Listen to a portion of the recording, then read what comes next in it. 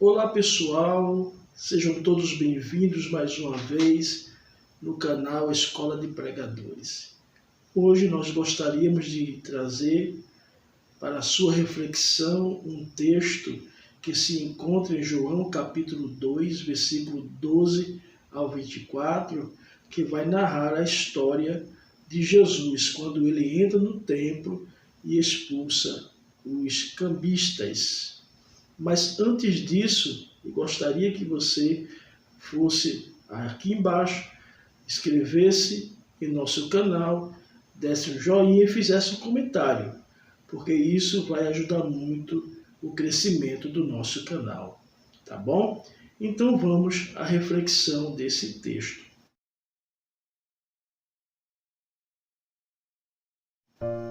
No Antigo Testamento, o rei Davi desejou construir uma casa para a adoração do Senhor.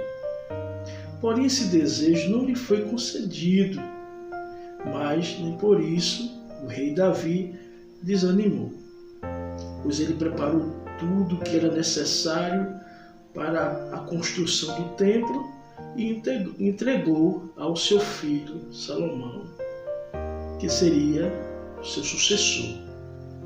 No capítulo 7 de 2 Crônicas, o Senhor apareceu a Salomão e disse o seguinte: se o meu povo, que se chama pelo meu nome, se humilhar, orar, buscar a minha face e se converter dos seus maus caminhos, então eu ouvirei do céu, perdoarei os seus pecados e sararei a sua terra. E os meus olhos estarão abertos e meus ouvidos estarão atentos à oração feita neste lugar. O templo na época de Jesus já não era mais o mesmo, o qual podemos encontrar nos dias de Salomão, pois houve uma invasão babilônica no ano 605 a.C. Porém, a intenção do templo continuava a mesma: orar, buscar a presença de Deus. Em especial em tempos de crise, claro. Mas alguns judeus aproveitadores estavam desviando-se do foco que era orar e buscar a presença do Senhor em tempos de crise e escassez. E eles estavam fazendo a casa de Deus, a casa do Senhor, um lugar de comércio. Aí é quando Jesus ele vai entrar na história. Na época de Jesus, um dos motivos que levava algumas pessoas para o templo era o desejo de se dar bem. Outros, de encontrar facilidade. Não precisamos trazer nossas ofertas e sacrifício de casa. Lá já vende e está mais acessível. Nessa mensagem encontraremos algumas informações que nos ensinará a termos mais zelo pela casa do Senhor, pelas coisas de Deus, pela oração. Vejamos então algumas lições extraídas desse texto. Então, concordamos com Jesus quando ele disse que a casa do Senhor sempre será casa de oração. A igreja sempre será casa de oração. Então o texto vai nos revelar que Jesus desce para Cafarnaum, mas ele não vai só. Junto com ele está sua mãe, junto com ele estão seus irmãos, junto com ele estão seus discípulos. A maneira que Jesus se revela no texto é grandiosa. Há momento que Jesus é filho, há momento que Jesus é irmão, mas há momento que Jesus se revela como mestre. E é assim que Jesus vai se revelando no texto quando desce para Cafarnaum. E observamos que quando Jesus sobe para o templo, ele vai perceber que entre os judeus está havendo um bom negócio. No pátio do templo, ele viu alguns vendedores de bois, ovelhas e pombas, e outros assentados diante da mesa, trocando dinheiro. Então ele fez um chicote de cordas, expulsou todos do templo, bem como as ovelhas, os bois, espalhou as moedas dos campistas, virou as suas mesas. Aos que vendiam pombas disse: tire essas coisas daqui, parem de fazer da casa de meu pai um mercado. As pessoas estavam vendo o templo, a igreja, como mercado. O texto vai nos revelar que a casa de Deus estava sendo vista pelos homens como um bom negócio. Um bom negócio para as vendas, um bom negócio para obter lucros, um bom negócio para a questão econômica, um bom negócio político.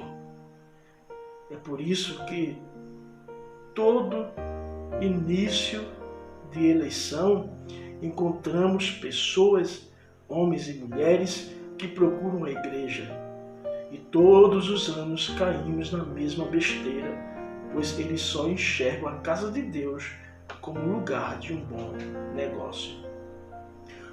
Como será tratado os homens que veem a casa de Deus como um bom negócio?